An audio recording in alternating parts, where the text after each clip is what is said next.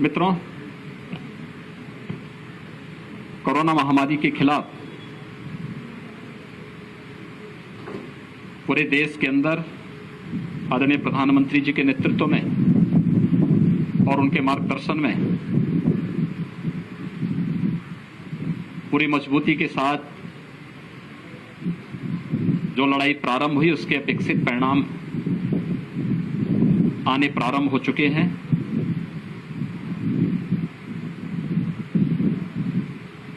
एक समय ये लगता था कि वास्तव में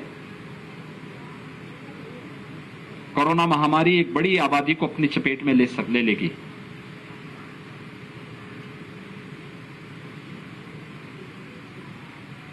लेकिन उत्तर प्रदेश, जो देश की आबादी का सबसे बड़ा प्रदेश है और इस पूरी लड़ाई में जिसकी एक अहम जिम्मेदारी भी थी और भूमिका भी है, हम लोगों ने ट्रेस, टेस्ट एंड ट्रीट के इस मंत्र को अंगीकार किया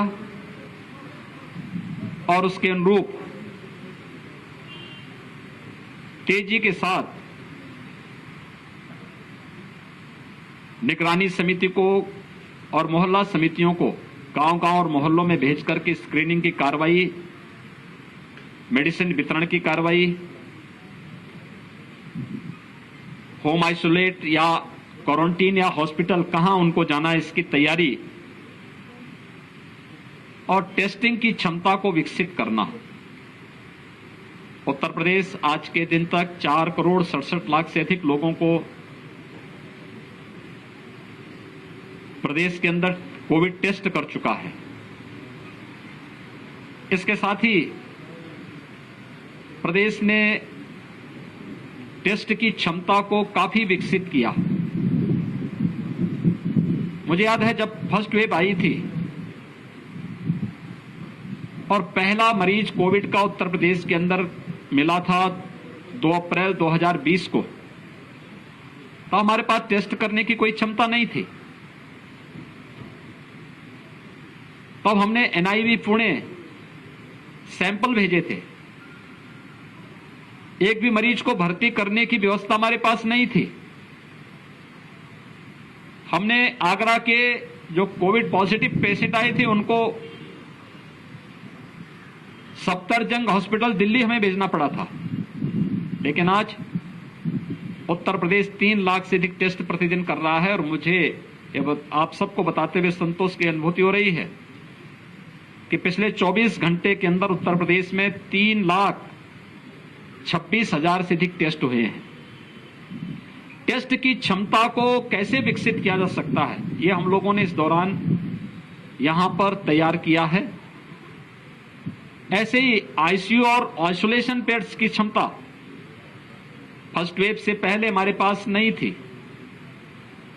हमारे 36 जनपद ऐसे थे जहां एक भी वेंटिलेटर नहीं था, लेकिन भारत सरकार के सहयोग से आज हर जनपद में वेंटिलेटर हैं, HFNC हैं, ऑक्सीजन युक्त बेड्स हैं और हमने फर्स्ट वेव में लेवल 1, लेवल 2, लेवल 3 के बेड्स पर्याप्त मात्रा में बढ़ाए। लेकिन सेकेंड वेव में लेवल 1 बेड्स की आवश्यकता नहीं पड़ी। हम लोगों ने सेकेंड वेव में 80,000 वेंटिलेटर युक्त और ऑक्सीजन युक्त बेड्स प्रदेश के अंदर उनकी क्षमता विस्तार किया, जहां पर प्रदेश के हर नागरिक को वहां पर निःशुल्क स्वास्थ्य की सुविधा, कोरोना से उपचार की सुविधा उपलब्ध किया जा सके और ये हम सफलतापूर्वक प्रदेश के अंदर कर रहे हैं। आज इसी का परिणाम है कि प्रदेश के अंदर लगातार पॉजिटिविटी कम हो रही है और रिकवरी बढ़ी है। पॉजिटिविटी की स्थिति है कि प्रदेश के अंदर जो एक बार लगभग 17% तक पहुंच चुका था, आज वह घट करके 2 के आसपास आ चुका है। हमारे यहां जो एक्टिव केस 30 अप्रैल को 3,10,000 तक पहुंचे थे और एक दिन में सर्वाधिक केस आए थे वह 24 अप्रैल को 38,000 से अधिक, आज वह घट करके प्रदेश में यानी न्यूनतम स्तर तक लाने में हमें सफलता प्राप्त हो रही है। एक्टिव केस प्रदेश के अंदर अब 3,10,000 से घट करके मात्र 76,000 पे रह गए हैं और एक दिन में आने वाले पॉजिटिव केस जो 38,000 से अधिक आए थे अब वो 3,900 तक सीमित हो चुके हैं। लगातार इसमें गिरावट है, लेकिन इसके लिए बृहद अभियान चलाना पड़ा। अर्ली एंड एग्रेसिव कैंपेन प्रदेश के अंदर गांव-गांव में, कस्बे-कस्बे में स्वच्छता, सैनिटाइजेशन, फॉगिंग के साथ साथ टेस्ट एंड ट्रीट के इस कार्यक्रम को हम लोगों ने मजबूती के साथ आगे बढ़ाया। आज उसके अपेक्षित परिणाम हमारे सामने हैं। फर्स्ट वेव की तुलना में सेकेंड वेव में संक्रमण अत्यधिक होने के नाते ऑक्सीजन की क्राइसिस एक समय होती हुई दिखाई दी। मैं धन्यवाद दूंगा अपने सभी जनप्रतिनिधियों को जिन्होंने तत्काल अपनी निधि का उपयोग करते हुए हर एक जनपद में, डिस्ट्रिक्ट हॉस्पिटल में, सामुदायिक स्वास्थ्य केंद्रों में ऑक्सीजन प्लांट के लिए अपनी निधि का उपयोग किया और आने वाले समय में उत्तर प्रदेश का हर जनपद ऑक्सीजन की दृष्टि से आत्मनिर्भर होगा। हर हॉस्पिटल में ऑक्सीजन प्लांट होंगे या ऑक्सीजन कंसंट्रेटर होंगे। ये कार्रवाई युद्ध स्तर पर चल रही है। प्रदेश जहां इन सभी कार्रवाई को युद्ध स्तर पर आगे बढ़ा रहा है, वहीं साथ ही साथ हम लोगों ने थर्ड वेव की भी तैयारी अभी से प्रारंभ की है। हर मेडिकल कॉलेज में 100 बेड का पीको और नीको के निर्माण की कार्रवाई अभी से प्रारंभ हो चुकी है। डिस्ट्रिक्ट हॉस्पिटल में 25 से 30 बेड का पीको और नीको के निर्माण की कार्रवाई हमारी प्रारंभ हो चुकी है।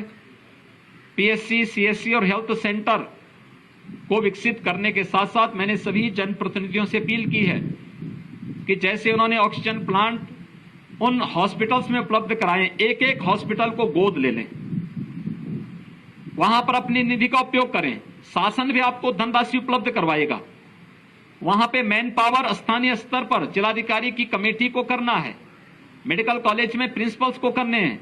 तो ये सभी कार्रवाई हमारी तेजी के साथ आगे बढ़ रही है।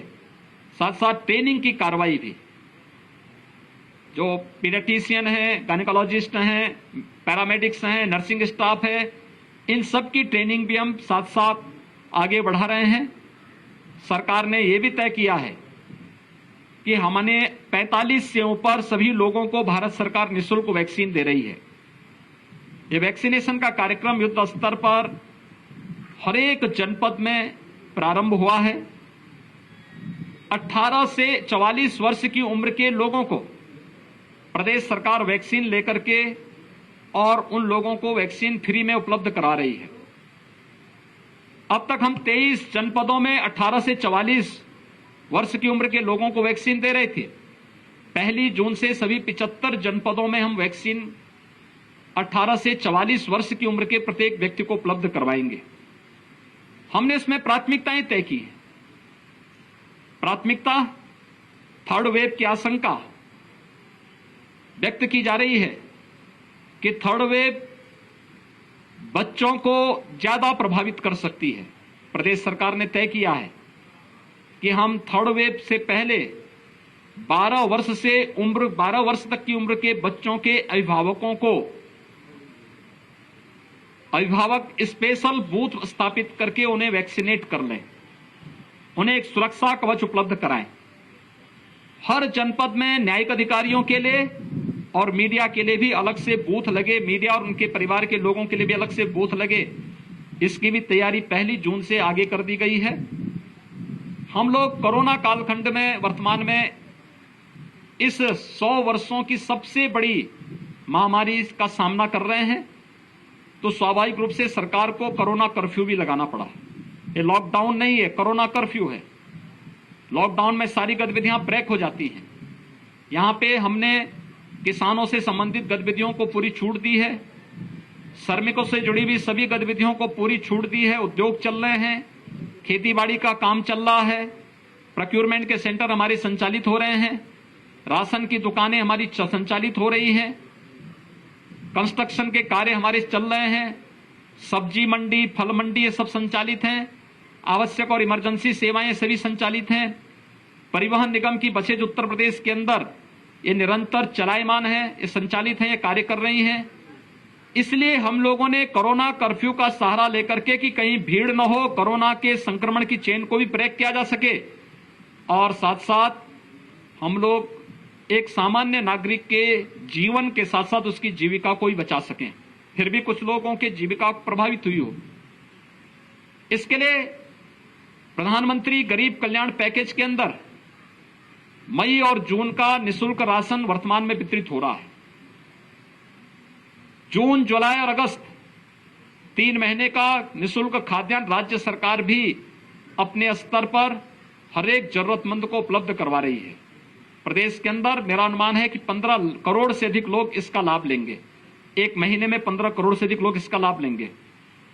इसके अलावा और भी तमाम ऐसे लोग हैं जो प्रतिदिन मार्केट में, मुख्यालय में आकर के अपनी रोजी रोटी चलाते थे। उन लोगों के लिए जो प्रतिदिन कमाते खाते थे, किसी रेस्टोरेंट होटल में भोजन पा लेते थे, उनकी जीविका प्रभावित हुई है। होटल रेस्टोरेंट बंद चल रहे हैं। हर जनपद में कम्युनिटी किचन संचालित किए जा रहे हैं। हम लोगों ने यह भी कहा है कि मरीज के परिजन होटल रेस्टोरेंट बंद होने के नाते उनके सामने संकट होगा, कम्युनिटी किचन से उन लोगों को भी भोजन उपलब्ध करवाया जाए। और साथ साथ जिन लोगों की आजीविका प्रभावित हुई है, जून महीने से श्रमिक, संगठित और संगठित क्षेत्र के स्ट्रीट वेंडर, जिसमें ठेला, खोमचा, रेड़ी, पल्लेदार, कुली, ये सभी आते हैं। इसके साथ धोबी, नाऊ, मोची, माली, ये जो भी कैटेगरी है जिनकी आजीविका प्रभावित होती है या हुई है, इन लोगों को भरण पोषण भत्ता भी सरकार के स्तर पर उपलब्ध करवाने की तैयारी की गई है। गोंडा जनपद में भी और कमिश्नरी में भी सेकेंड वेव का सफलतापूर्वक मुकाबला किया गया। पॉजिटिविटी रेट यहां पर लगातार नीचे गई है। रिकवरी रेट स्टेट एवरेज के ही अनुसार यहां पर अच्छी ढंग से आगे बढ़ रही है। हमारा विश्वास है कि जो टीम यहां पर जनप्रतिनिधियों के मार्गदर्शन में प्रशासन, स्वास्थ्य विभाग, कोरोना वॉरियर्स, जनता जनार्दन, इन सबके सहयोग से कार्य कर रही है। बेहतर तरीके से लोग कोरोना का मुकाबला करते हुए दिखाई दे रहे हैं और उसके परिणाम भी सामने आ रहे हैं। आप सबसे मेरी अपील है, हम 100 वर्षों की सबसे बड़ी महामारी का सामना कर रहे हैं।